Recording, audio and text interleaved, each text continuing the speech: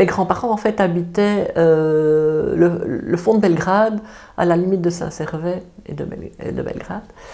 Et pour aller à la gare, il faut prendre toute la rue Salzine-et-Moulins, qui est quand même longue, et ça fait certainement 3 km. Et donc, ils partent en 1940, comme beaucoup de Belges, ils partent en évacuation au mois de mai. Ils partent le 12 mai, le dimanche 12 mai, ils reviennent le jeudi 8 août. À ce moment-là, ma maman a 18 ans, et elle a terminé ses études secondaire, mais en ce début de guerre, c'est pas facile de trouver du boulot ou de savoir ce qu'on va faire comme études, parce que c'est un peu le branle-bas un peu partout, et elle a 18 ans, elle ne sait pas très bien vers où elle va se diriger. Elle reste chez ses parents et elle les aide de son mieux, principalement pour aller chercher de la nourriture, puisqu'en ville c'était difficile à ce moment-là. Et donc on allait au ravitaillement, comme on disait. Et elle raconte, le mercredi 25 septembre, lentement, les communications redeviennent normales. Nous avons passé 2 jours à Lorcy, près de Saint-Hubert, et sommes revenus avec une valise de ravitaillement. Ces braves Lausais ont permis de nous aider tout le temps qu'il faudra, mais je devrais y aller chaque semaine. Et alors, tous les mercredis, maman monte donc dans le train à vide, avec une valise vide, à la gare de Namur, en direction de Poix-Saint-Hubert. Et là, bravant les contrôles, elle revient avec, le soir, avec le chargé de victuailles, offerte par cette famille-là.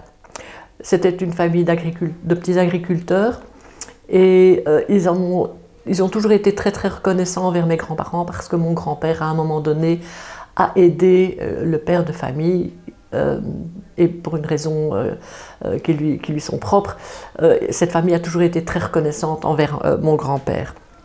Et donc il se montre généreux aussi. Le sac de maman, quand elle revient, pèse une plombe, et ma grand-mère va la chercher à la gare pour l'aider à rentrer à Belgrade, parce que c'est lourd de refaire les 3 km chargés. Et elle écrit, maman, le mercredi 16 octobre 1940, ravitaillement. Au retour, les contrôleurs sont parfois impitoyables. À Jemelle, un jeune homme m'interpelle en souriant. Je suis dans le couloir, le train est bondé. C'est à vous ce gros sac? Oui. Qu'avez-vous? Du beurre, des œufs, un peu de lard, un peu de jambon. Donnez-moi tout, sauf les œufs et le lard. J'avais aussi 1 kilo de farine blanche. Nous avons passé Ciney et le contrôle arrive. Qu'avez-vous à déclarer? Ceci. C'est bon. Ils interpellent le jeune homme. Monsieur? Et j'entends ahuri. Albert de Thiers, inspecteur du ravitaillement, secteur Jemelle, Marlois, Ciney.